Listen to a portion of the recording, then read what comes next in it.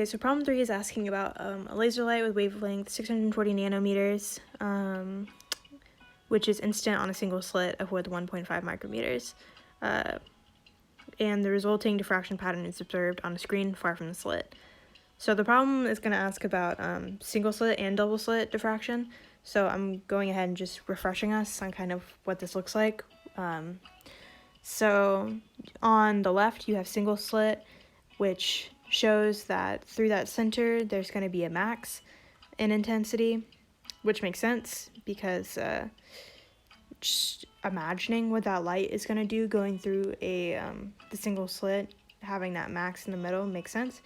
And then some degree up/down on the screen, you're going to have minima of intensity, which is affected somewhat by this slit interference. So on the right, you have the double slit, which is a little more complicated. So where the path difference is wavelength over 2, you're going to have a minima where intensity is at a 0, which is going to be where basically you have those dark fringes on the screen. But yeah, that's essentially the refresher. So part A is asking about single slit interference, where wavelength is 640, A is 1.5 micrometers, or that distance, or the space between the slits, that's what A is. For destructive, we are given this equation, A sine theta equals N times wavelength, and we're trying to find the first minima, so which is going to be where N equals 1. So all we have to do here is just rearrange for theta and plug in wavelength A and N, which we have all of those. So that gives us a value of 0.44 radians for that first minima. Part B is asking about double slit, and we're going to be able to say that d sine theta is our path difference for this, and it's notably both of these are destructive, because minima is where it is destructive. So we're going to be using the n plus 1/2 equation because of the fact that we're trying to find that angle for the destructive interference.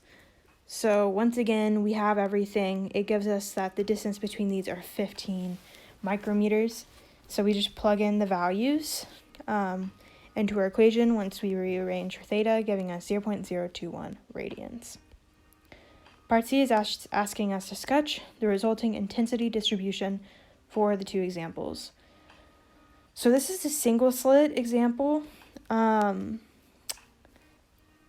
went ahead and figured out a few more values of what theta is going to be. So for example, I went ahead and figured out what it was going to be at -1, -2, and 2. And then at n equals 3, there was no value.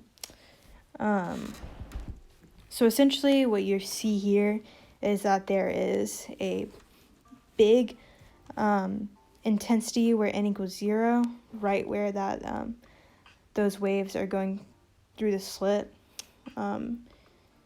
direct towards the screen, kind of. And then pretty quickly, or not pretty quickly, but essentially the next max is much less.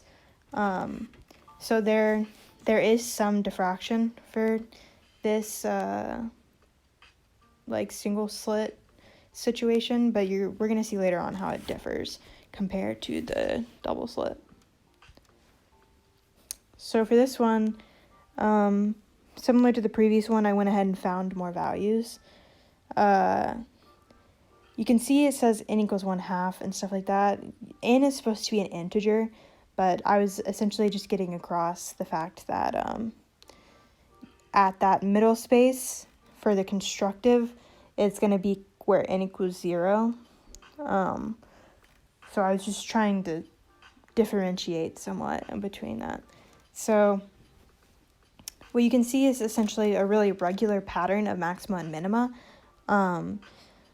for this double slit diffraction.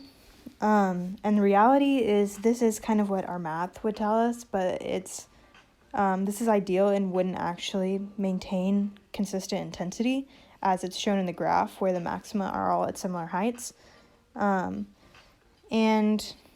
what happens is actually that and I took this picture from hyperphysics.